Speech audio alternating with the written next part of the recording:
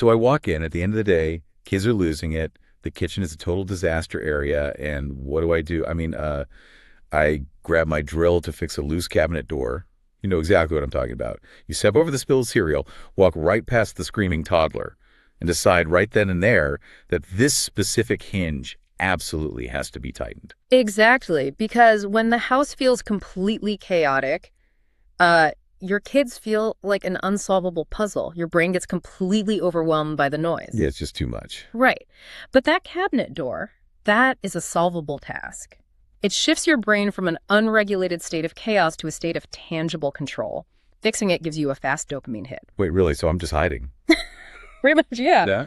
The research actually has a name for it. They call this the garage retreat. You're using physical tools to build a wall between yourself and the family stress.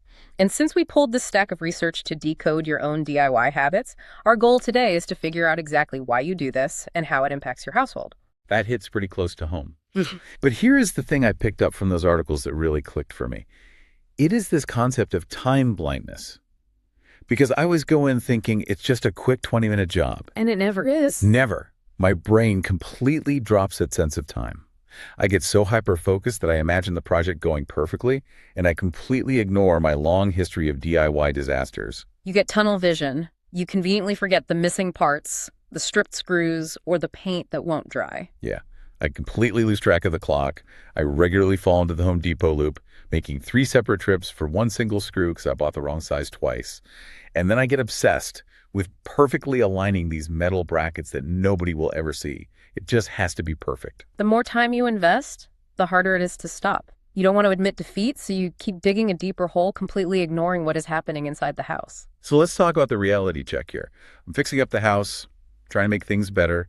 But when I finally come back inside, my partner is always furious. Why does my helpful project cause so much tension? It is the collateral toll. While you are out there getting a dopamine rush from your project, your partner's drowning.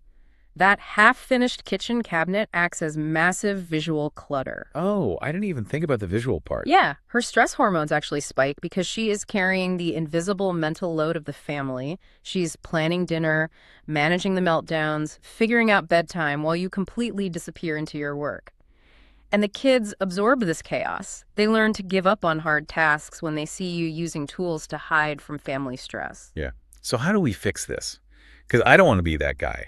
And nobody listening wants to be that person either. The steps from the research are actually pretty straightforward.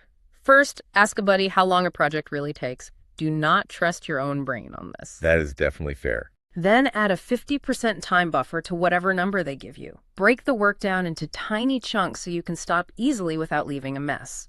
And most importantly, take over everyday chores like the laundry so your partner can actually breathe. Handle the stuff that keeps the house running first. The broken hinge isn't going anywhere. That makes total sense. You tackle the immediate needs before the vanity projects. But before we wrap up, I want to leave you with one final thought from the research stack. One of the studies noted something fascinating about couples. When partners tackle DIY projects together, they actually experience a significant drop in their shared cortisol levels. So maybe the ultimate fix isn't just scheduling your solo projects better, but handing your partner a drill and doing it as a team. Take a hard look at your own projects. Are they helping, or are you just hiding? Stop winging it and start building your family up.